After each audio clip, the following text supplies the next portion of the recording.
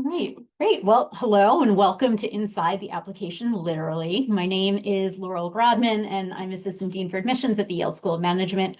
I oversee the admissions team for our Master's in Asset Management program, and I also work across our MBA program, as well as being a member of the Yale SOM MBA class of 2006.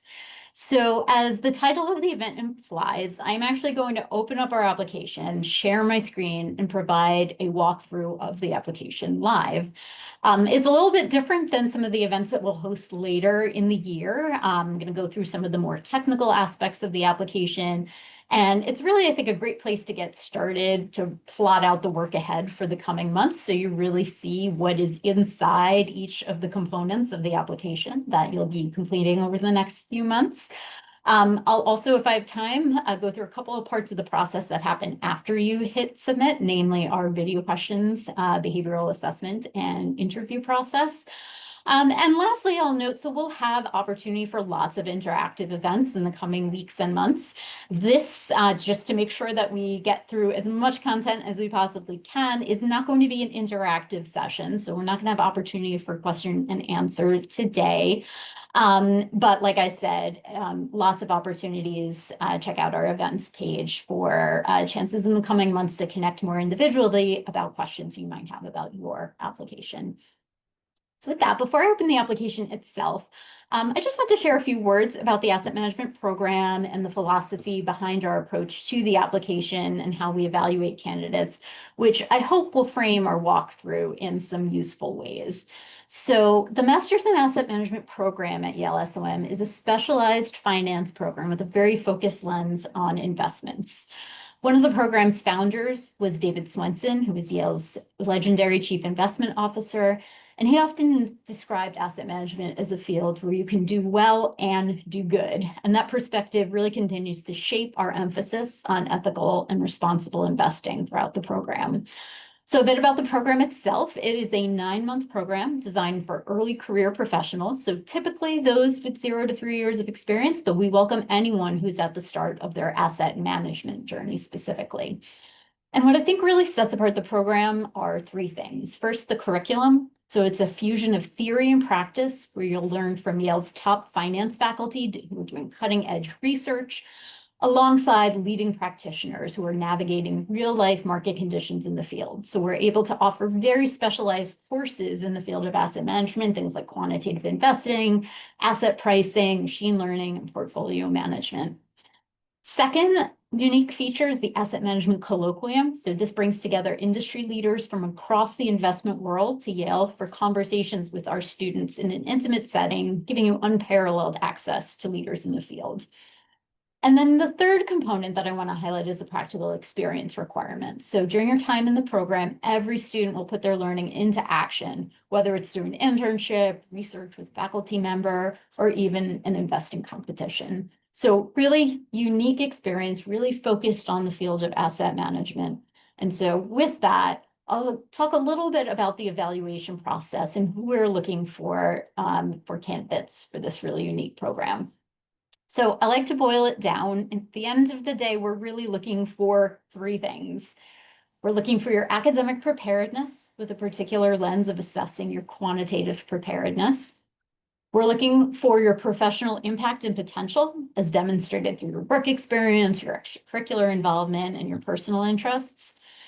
And then we're looking for your desire to make an impact in the field of asset management immediately after graduating from the program and beyond. So I mentioned each of these 3 elements because each part of your application aids the admissions committee in our assessment of one or more of these elements. And we look at them holistically to pull the information that we need given each of your own unique academic histories, professional experiences, or personal backgrounds. And so what this means is there's no one ideal candidate profile for the asset management program, but rather students can come from a variety of different academic and professional backgrounds and find success within the program.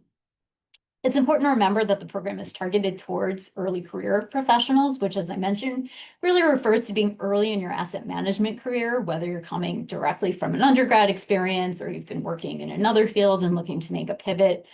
And this means that we expect to see a range in terms of the quantity and depth of professional experience, as well as the distance from your academic studies. And as part of the holistic admissions process, we'll rely more heavily on your academic experiences and maybe your internships or research experiences if you're a current senior or a recent graduate. Conversely, if you have more professional experience, we'll incorporate that depth of experience into our review process. So we're evaluating based on the same overall criteria, no matter where you are within your career trajectory, but we're meeting you where you are based on where you are, what you bring to the table, and where you are in your academic and professional journey. All right, so as a final point before I open up the application, I'll note that the application deadline for the Master's in Asset Management class of 2026 is January 8th. So it's this coming January, and we'll release all of our admissions decisions on March 26th. We have just one round of admissions. So that is the key timeframe that you'll want to keep in mind. So with that, if you'll give me just a moment, I will open up my screen and we will literally go into the application.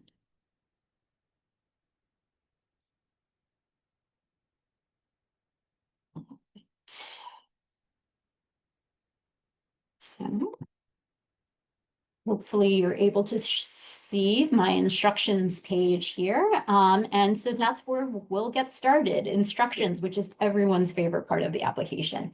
But actually it is one of my favorite parts of the application because we've been really thoughtful in putting together instructions. So it's great that you're joining us for this event here today, but when you actually sit down to complete the application, absolutely everything you need to put together a successful application is within the instructions itself. You'll see that within each page, we'll talk a little bit about what we're asking and why we're asking for it, which is a good guide to you putting together that information for us. We also separately from this have a really robust FAQs page that will help answer some supplementary questions that you might have for, again, completing your application as successfully as possible. But starting with this page, a couple of things that I'll point out. So we do offer application fee waivers to the categories of applicants that are described here. So just make sure that you take a look through it. And if you are requesting a fee waiver based on one of these categories, that you do so at least 48 hours before the application deadline.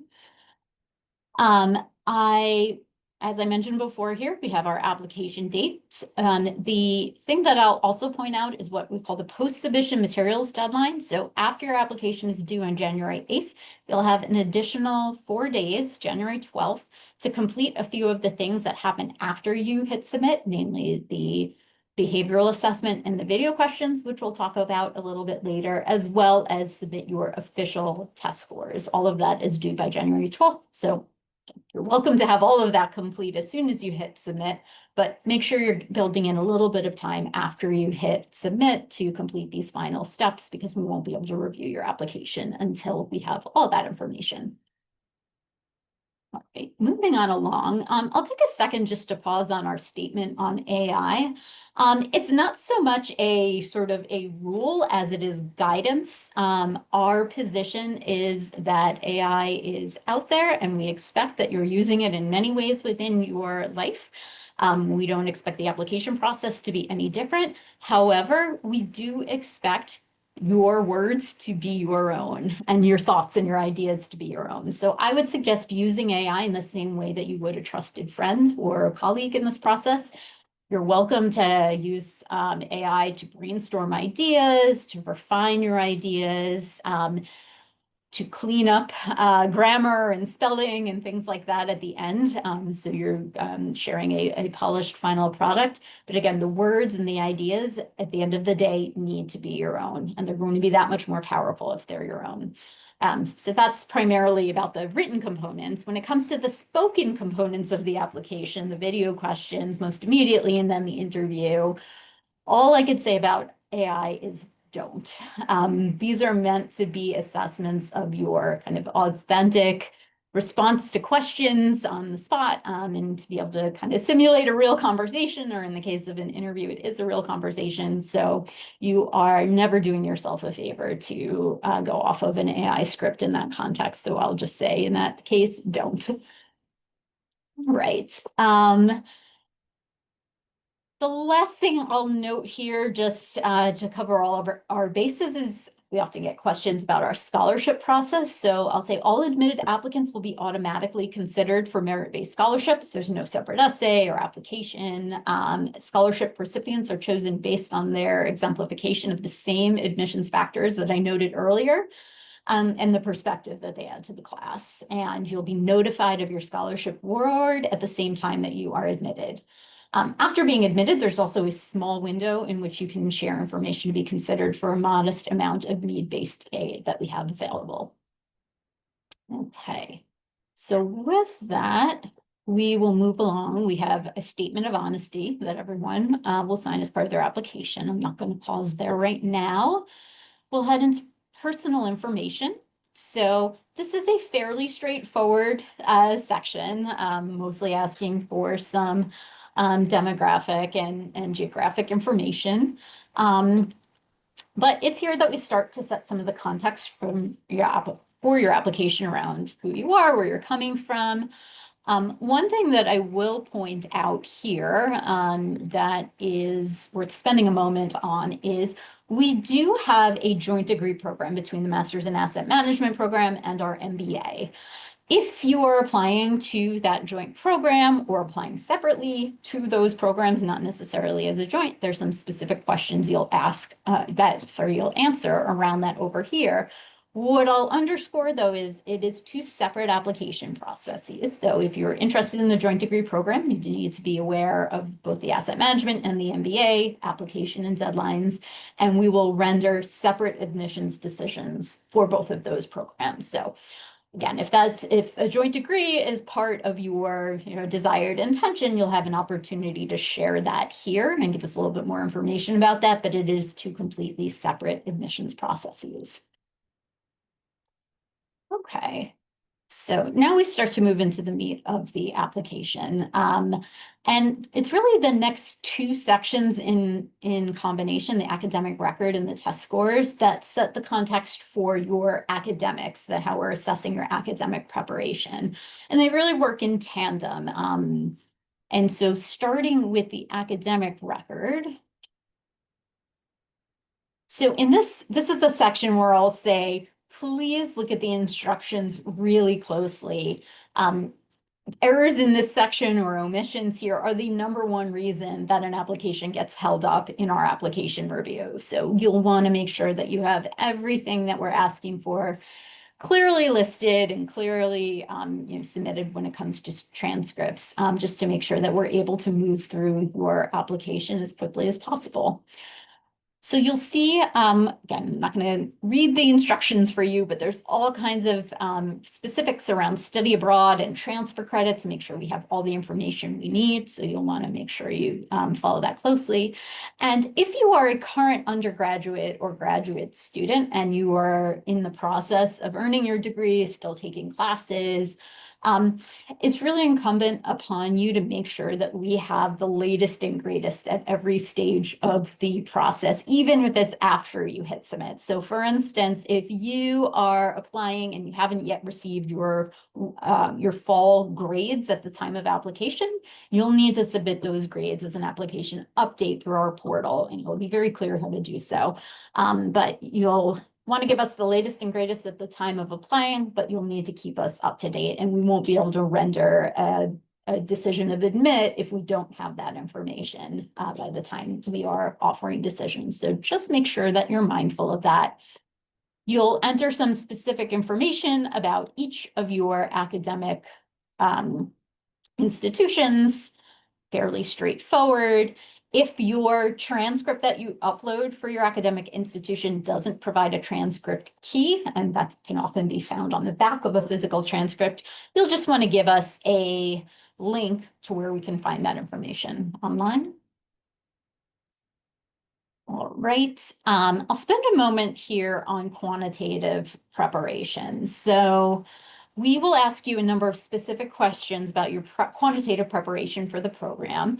A strong quantitative background is important for heading into the program. The courses that we ask about, we're not calling a prerequisite. You don't necessarily have had to have exposure in every one of these areas previously, but having that exposure will be really helpful. And we, in fact, have what we call a summer self-study program. If you haven't, for instance, had previous exposure to, let's say, multivariable calculus or sort of advanced level statistics, we'll give you opportunity to boost that preparation ahead of time. We actually publish our summer self-study program online, so you're able to see what those courses are right now, and even perhaps begin to engage in those if it's not part of your formal coursework. But like I said, just make sure that you're answering the specific questions about the exposure you've had to date in calculus, linear and matrix algebra, microeconomics, and statistics. We'll also ask you about your programming background. Programming is extremely helpful preparation to have for the program. Here at SOM, again, it's not a required or mandatory background, but having that background will be beneficial for you. The other thing I'll note here is sometimes the courses that you're taking won't have a crystal clear title. So, you may have a course called Mathematics for Engineers 1 that covers differential calculus. If the title is somewhat generic or unclear, providing a syllabus can be really helpful to give us a sense of what that coursework covers. And so there'll be an opportunity to upload that type of information within this section as well. And we are also interested in hearing about any sort of informal or non-graded coursework that you've done in this area. Of course, having formal graded coursework is most helpful from an admissions perspective because we can see the assessment of whether you have covered the course material and your grasp of the subject matter. But if you've taken, ungraded courses through Coursera or other types of exposure, you have a chance to tell us about that here as well. And so alongside the academic record, the coursework that you've taken either as an undergraduate or if you have some exposure through graduate school or supplemental courses that you've taken, we also look at test scores. And so we do require a test score from all applicants. You can take the GRE or the GMAT. We have no preference between the two of them. As I mentioned before, you can self-report on the application, but we'll need to have your official scores by the post-submission materials deadline, which is just a couple of days later, so even better to get it in before. We ask you to include all of your test scores. We'll, of course, look at your best showing, but it is helpful for us to understand progression, or it's possible that you had a higher sub-score on a previous taking. So we do ask you to include all of the scores. We also have an English testing requirement for those for whom English is not a native language and that you haven't completed a degree in an English-speaking country. All the specifics around that requirement can be found here. We also have an FAQ that goes into a little bit more detail around who is exempt from that. But if you are someone for whom the test is required, the same holds. You can report your unofficial scores as part of the application, but we'll need those official scores by just after the deadline. And a question that we frequently get is, can I send scores after the deadline? The answer is yes, but there's no guarantees. So depending on where we are in the application process, with your individual file, we may or may not be able to incorporate updated information. So I highly encourage you to get your best testing out of the way before your application is due. We will need a score to move forward with your application. We're not able to begin review of your application without a score. But if you have a score and you plan on retaking the test, certainly update us as soon as you have that new score. And like I said, we'll do our best to include it. But we can't guarantee that we'll be able to, depending on where you are in our review. And then we have lots of information on our class profile to give you a sense of range of test scores. I would really encourage you to think about this as a range. If you fall outside of that range, it's absolutely not a deal breaker. But like I said, the academic record and the test scores sort of work in tandem. So if your testing is not where you'd want it to be, we're going to expect more out of your academic performance in the classroom to compensate for that. So the two of those really work in tandem. The last thing I'll mention about sort of the academic considerations writ large, we'll get there in a little bit, but we also will ask you for an academic letter of recommendation. So this could be from a professor whose class that you took or someone that you did research with in an academic setting, but someone who's able to speak to your academic capacity and your performance in the classroom. So those three things in tandem, your academic record, your test scores, and your academic letter of recommendation give us the information that we need to understand your preparation for the program.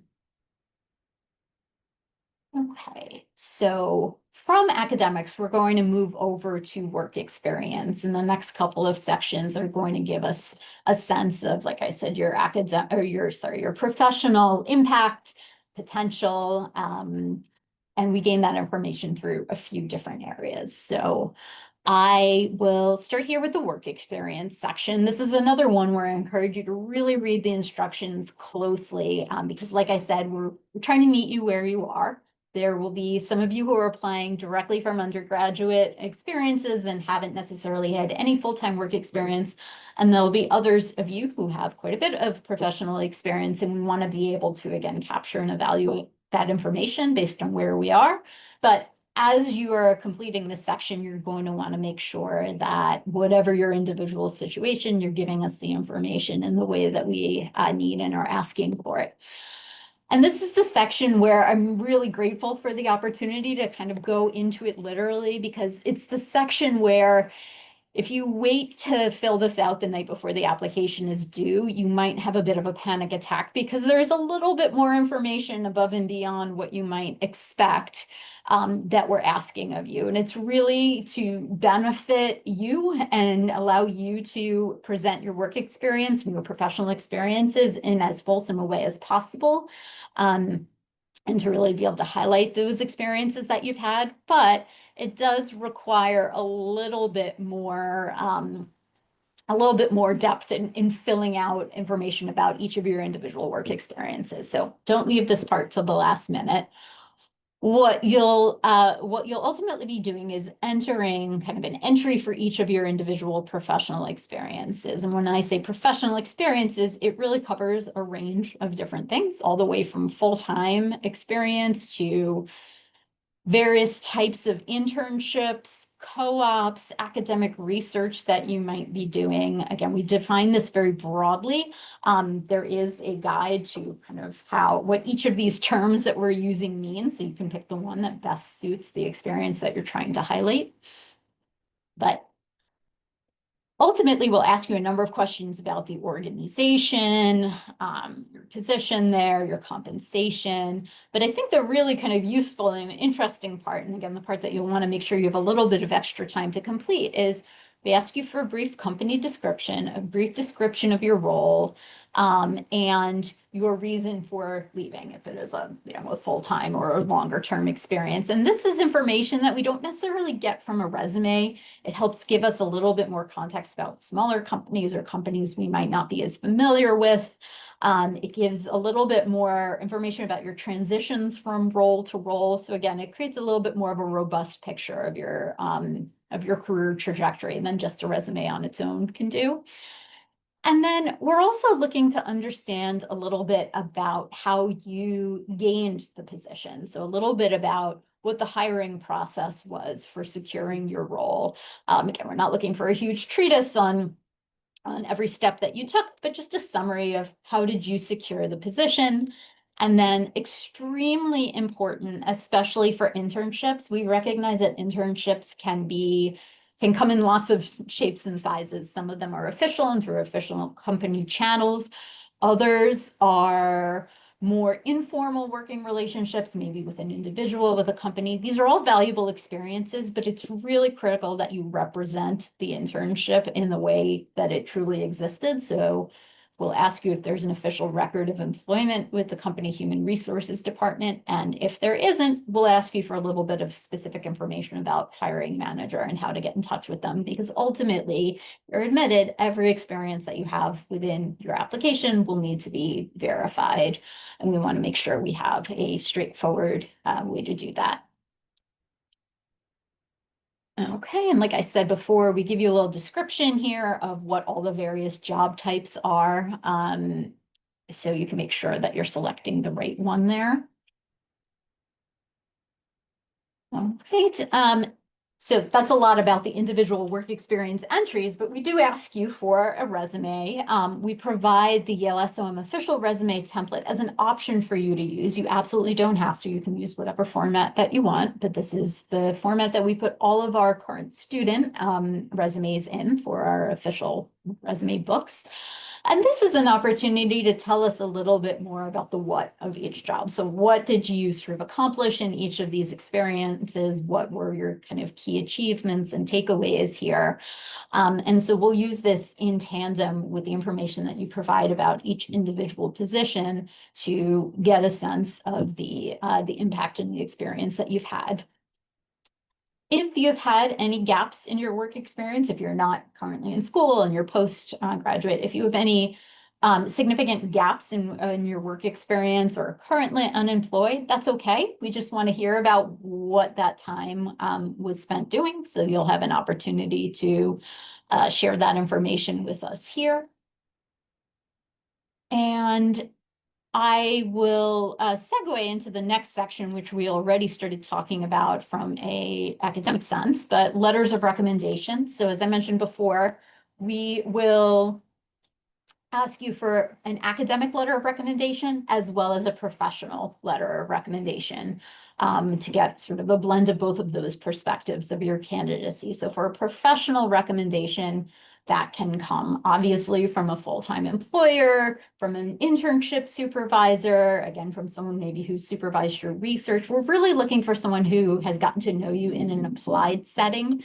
And the things that I keep in mind for what makes the best recommendations are proximity and recency. So for proximity, someone who has had direct supervision over your work, who's been responsible for your development and your feedback, tends to make the best recommendations. And then proximity, it's great to hear from someone who has known you recently and can speak to sort of your recent capabilities.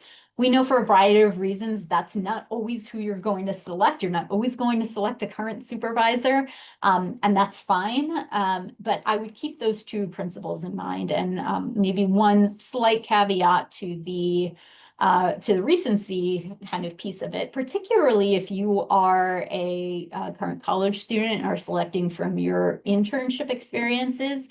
This might be your most recent one, but I would definitely pick the one that you feel is most significant, whatever your most meaningful internship experience was. However you define that would probably be the best source of a recommendation for you.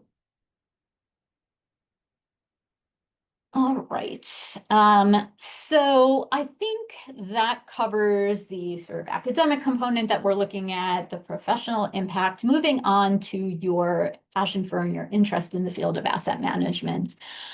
The essay very, very directly covers that. So, as I mentioned, the program really is distinct among master's in finance degrees due to its unique focus on theory and practice of asset management specifically. So we want to understand what drives your interest in this field, and how you envision the pursuit of those interests will play out for you in the career that you launch completing the program. And we'll seek to understand this in a few different ways. First, we have an essay that very directly addresses this. So I'll read the prompt here. We ask you, what are your short and long-term career interests? Please describe what drives these interests and how they connect to your academic, professional, or personal experiences. So breaking this down, again, it's a very specialized program. We want to understand how your interests align with what this program can offer. But we're really asking you to be both forward-looking and backwards-looking in this question. So in looking forward, we'd like you to identify what you're interested in pursuing during the program and during your short-term career, or what your short-term career interests are directly after completing the program. We'd also like to understand how this translates into your longer-term aspirations. So you might have a sense of what you're looking to do immediately after the program, but ultimately we also want to know about your longer term desire for impact in the field of asset management. And then looking backward, we'd like you to reflect on how these interests developed, how they're tied to your academic or your professional or your personal experiences that you've had to date, including what you still need to learn and accomplish in order to achieve your goals. So again, in essence, we want to know that you've thought this through, and the fact of this degree being as specialized as it is makes sense for you and your aspirations. I do want to emphasize you don't need to have everything figured out. Maybe you're interested in several different fields or functions within asset management, or maybe you have a sense of what you'd like to try in the short term, but it could take you down one of several paths in the long term. Maybe your interest is in fundamental versus a quantitative approach, or vice versa, but you're not yet sure exactly what type of role or organization you'd like to work in. All of that's totally okay. We're most interested in hearing what has led you to want to pursue these interests, how they connect with what you've learned to date, and how at this point in time you can envision making an impact in the field. Again, we're not going to hold you to the very precise things that you might have put within your application, but we want to understand that you've given this due thought as you approach the application. I'll note, importantly, the essay has a 500-word limit, so we encourage you to be really clear and concise in your communications. There should be more than enough space to respond to the question that we're asking, so just be mindful of that. It's a good time also to just pause. I'll mention, in addition to the required essay, we do prompt you if you would like to include any optional information. This optional information is truly optional. Most candidates do not need to complete this section. Do not use it as an opportunity to expand upon your required statement or to answer a question that you wish we asked, but we didn't ask. It's really more of an opportunity for you to expand on any of the information that we're asking you in other parts of the application. So if there's additional context or information that you need to provide us about your academic history or about your professional history that you feel like you've not been able to adequately kind of cover within that section, this would be the area of the application where you would share that. But back to thinking about your your interest and passion for the field of asset management. So the essay is one place to help sort of support that interest of yours, but we do look at other aspects of the application to glean this as well. So we'll consider the types of activities and experiences that you've pursued to date. And again, this is an early career program, so the expectation is not that you've had exposure necessarily to the field of asset management in a job or an internship. But if you have had the opportunity to gain some kind of related experience, either specifically in asset management or broadly in finance, or something that led you to this interest, that's certainly evidence of interest that we'll take into account. And you may want to include that in your essay when you talk about how your interest has developed. So again, this could be an internship or participation in a student investment fund, or independent investing projects, or case competitions that you've entered, or the types of coursework or research projects you've pursued. So again, I'll underscore that candidates without that type of experience can definitely be successful in this program and in our admissions process. It's just one opportunity for us to, again, get a sense of your commitment to and your interest in this field. Okay, with that, another opportunity to potentially expand upon this or other information is activity sections. So we ask you to identify just 2 or up to 2 experiences outside of the classroom in both your undergraduate activities, and if you are post-undergrad, you can select up to 2 in your post-undergraduate activities as well. We limit it to 2 because we really want to get a sense of the experiences that are most meaningful to you outside of the classroom. And we define activities really, really broadly. So this can be extracurriculars or sports or volunteer work. It can be employment or work during school if it's not the type that you've covered in the work experience section. It could also be familial roles and responsibilities. So there's no one definition of this, but we're trying to get a sense of how do you use your time outside of work or school. Again, these don't at all need to be sort of quantitative or finance related. We're really trying to get a broad sense of how you engage and how you spend your time. And then the last section that I'll review here is sort of information that can underlie all of those other elements that we've been talking about. So your academic, your work experience, and your interest in the field of asset management. We also want to understand the context in which you've developed till this point in time, both academically and professionally.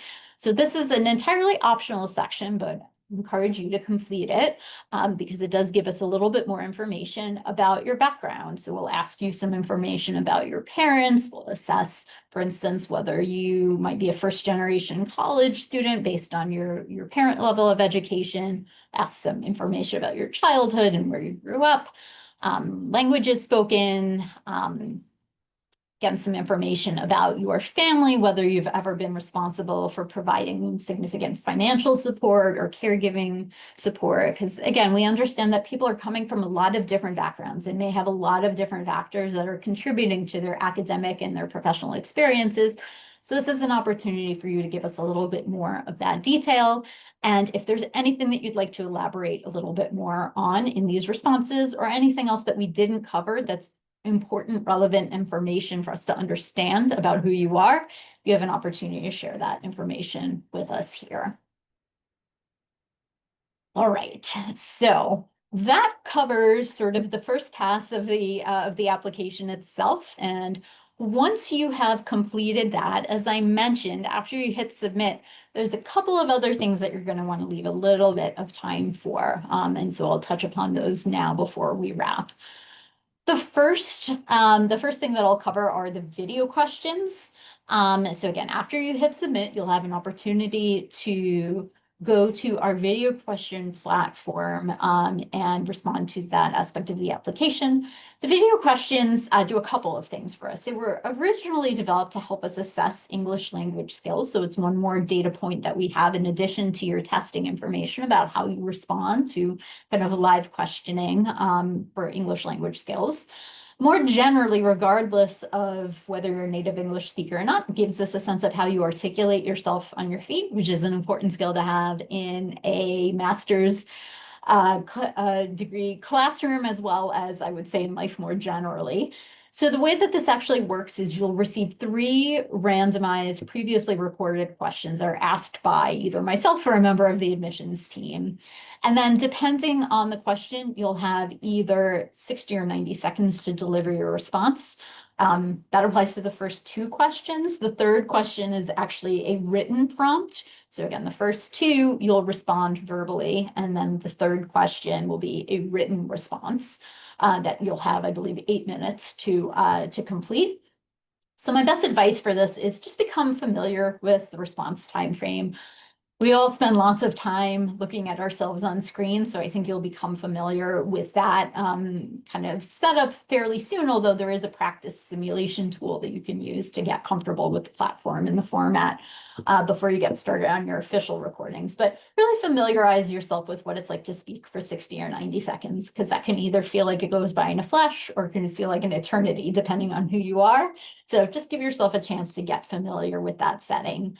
And then find a good internet connection in a quiet, private space. You're probably going to get thrown off your game if your roommate walks by or your cat goes across the screen. It's not the end of the world, but you want to be able to present your best self. And so make sure you've got just a good space to do that.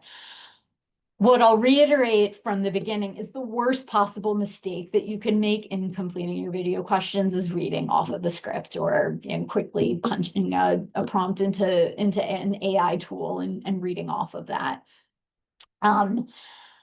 We really want to get a sense of your authentic speech. I guarantee you that a response delivered authentically and in your own words, even if it's not perfect, is going to be a million times better than something that you're reading off of a screen. So I reiterate, just allow this to be a more authentic, spontaneous experience, and you will be just fine. Right. The next element that comes after you hit submit is the behavioral assessment. So this is an online admissions tool that's administered by ETS, the group that brings you the GRE. And what it is it measures a set of interpersonal and intrapersonal competencies that have been shown to be associated with success in a management program. What it technically is what we call forced choice modules. So it'll be 130 paired statements, and you'll have to pick the one of the pair that feels more like you. So it might be something like, I like going to meetings and I'm an organized person. And you pick the one that more deeply resonates with you. It takes about 20 or 25 minutes to go through 130 questions. That means you move pretty quickly through them to be completed in one setting. It's not something that you need to stress over or prepare for. No one answer or even any 50 answers are going to determine whether you're admitted to the program. It is just one additional piece of information that we have in reviewing your application, and gives us a little bit more information again about your intrapersonal competencies. Again, not something to stress or prepare for, but just make sure that you have an extra 20 or 25 minutes or so to complete the assessments after you've submitted your application. The last piece that I'll talk about that comes after you hit submit is an interview. So interviews are by invitation only. Ultimately, everybody who is admitted to the program will have gone through an interview, and it'll be with a member of the asset management community at Yale. So either a member of the admissions team or a member of our career development office. Or others who are kind of deeply involved with the program, our program director. And it's an opportunity for really a two-way conversation. It's for us to gain a little bit more information about all of those elements that I already shared are key to understanding your candidacy for the program, your academic prep, your work experience, and your interest in the field of asset management. It's also an opportunity for you to interview us and ask any questions that are on your mind about this program and how it might be a good match for your own experiences and interests. Even though it's what comes last within your application process, I have to emphasize it's not an up-down decision from there. The interview is just one piece of what we're looking at within the holistic review process. I know it can feel sort of like it's the final gate that you need to pass, but it's one piece of information that we're looking at in the context of all the information that we just walked through. Okay, the very last thing I'll mention is I brought up a little bit earlier in our time that there is an application portal after you hit submit where you can provide us with any updated information. As I said, if you have updated academic information, it is incumbent upon you to share that information through the portal. We will be expecting it and won't be able to move forward with your application if we don't have the latest academic information. But you're also welcome to update us with any other information that you feel is relevant to your candidacy. So any kind of professional updates, or if you have a new test score that you want to share, all of that can be done through the application. So I know it's a big sigh of relief when you've gotten through the application and hit submit, but just keep in mind that you can continue to stay in touch with the admissions committee with relevant updates through that portal. So just make sure that you familiarize yourself with that as well. So I think we are at time. I know that was a lot of information in a relatively short window, but I hope that's helpful in giving you a sense of the expectations and the opportunities that we give you within the asset management application.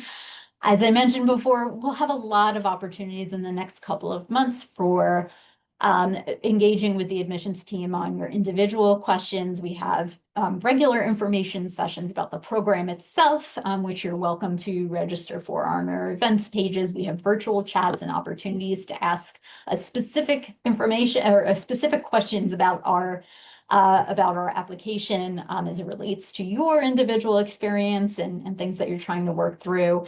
And then you can always reach out to us at our email address, which is assstmgmt.admissions@yale.edu. You can easily find that online as well. And again, if you have a question that's really specific to your application, don't hesitate to reach out, and we're happy to work with you to get that answered.